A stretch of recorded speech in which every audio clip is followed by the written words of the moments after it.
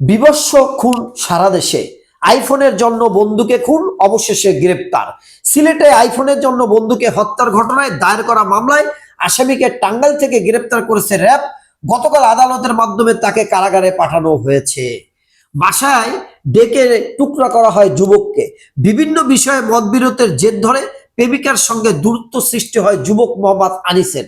এই বিরোধের জের ধরে তাকে হত্যা করার পরিকল্পনা করে প্রেমিকা সুফিয়া আক্তার। পরে পরিকল্পনার মতো বাসায় ডেকে এনে হত্যা করে টুকরা টুকরা করা হয় আনিসের লাশ। নওগাঁয় খুনের 19 মাস পর কঙ্কাল উদ্ধার। প্রতিবেশী গৃহবধূকে কুপ্রস্তাব দেওয়া এবং সিলতাহানির চেষ্টা করার খুন হন সুমন 39। মাথায় ইট দিয়ে আঘাত করে হত্যার পর শুকনো ডোবায় মাটি খুঁড়ে লাশ পুঁতে রাখা হয় এবং দাবি পুলিশের। বাংলাদেশ ভ্রমণে সতর্কতা জারি যুক্তরাষ্ট্রের। আগামী জাতীয় সংসদ নির্বাচন সামনে রেখে সন্ত্রাসী হামলার আশঙ্কায় ব্রিটিশ নাগরিকদের বাংলাদেশ ভ্রমণে সতর্কতা জারি করেছেন যুক্তরাষ্ট্র। বিশেষ করে পার্বত্য এলাকা রাঙ্গামাটি, খাগড়াছড়ি ও বান্দরবান জেলায় অতি জরুরি প্রয়োজন ছাড়া ভ্রমণ করতে নিষেধ করা হয়েছে।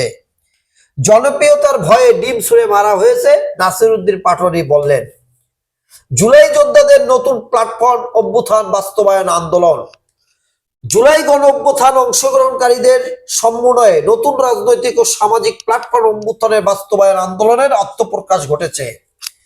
দুস্থ জনগোষ্ঠীর ভাতা বাড়ছে 100 টাকা।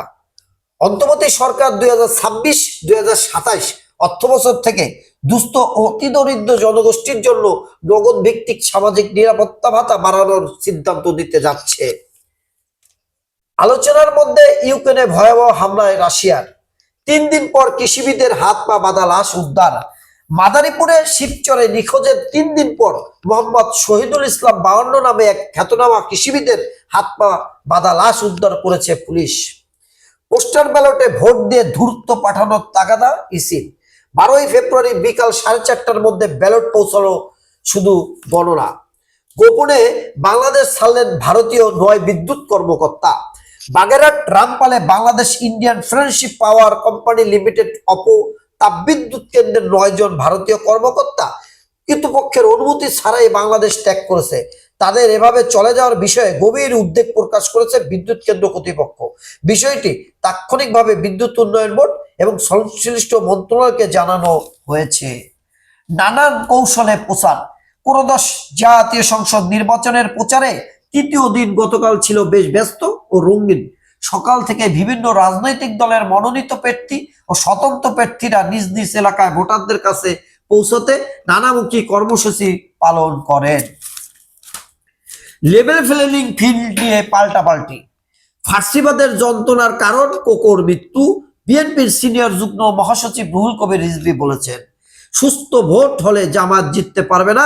ভারতের সাবেক পররাষ্ট্র সচিব ও বাংলাদেশ হাই কমিশনার হর্ষবর্ধন সিংলা বলেছেন, একটি দল ইসলাম থেকে বিচ্ছিন্ন, ইসলামী আন্দোলন। আমির চরমোনাই পীর মুফতি সৈয়দ মোহাম্মদ রেজাউল করিম বলেছেন, মাইকেল মধুসূদন দত্তের সাহিত্যকর্ম অনুপ্রেরণা যোগায়। প্রধান উপদেষ্টা অধ্যাপক ডক্টর মোহাম্মদ ইউনুস বলেছেন, তেলা মাথায় আর কত তেল দিবেন। বেশি দিন আগের কথা নয়, গত বছরের অক্টোবর বেতন ভাতা বৃদ্ধির দাবিতে রাজপথে নেমেছিল দেশের এমপিভুক্ত শিক্ষকরা। মূল বেতনের 20% হারে বাড়ি ভাড়া ভাতা, চিকিৎসা ভাতা 500 থেকে বাড়িয়ে 1500 টাকা, উৎসব ভাতা মূল্য বেতনের 50% থেকে বাড়িয়ে 75% নির্ধারণ ছিল তাদের দাবি। বাংলাদেশের জায়গায় খেলবে স্কটল্যান্ড। বাংলাদেশ টি-20 বিশ্বকাপে খেলা আনুষ্ঠানিকভাবে শেষ হয়ে গেছে। বুধবার আইসিবির বোর্ড সভায় ভোটাভুটিতে বাংলাদেশ বিশ্বকাপ শেষ হয়ে গিয়েছিল। এবার আইসিসি আনুষ্ঠানিকভাবে বাংলাদেশের পরিবর্তিত দল চূড়ান্ত করেছে। 7 ফেব্রুয়ারি শুরু 16 দলের টি-20 বিশ্বকাপ। বাংলাদেশ পরিবর্তে খেলবে আইসিসি সহযোগী দেশ স্কটল্যান্ড।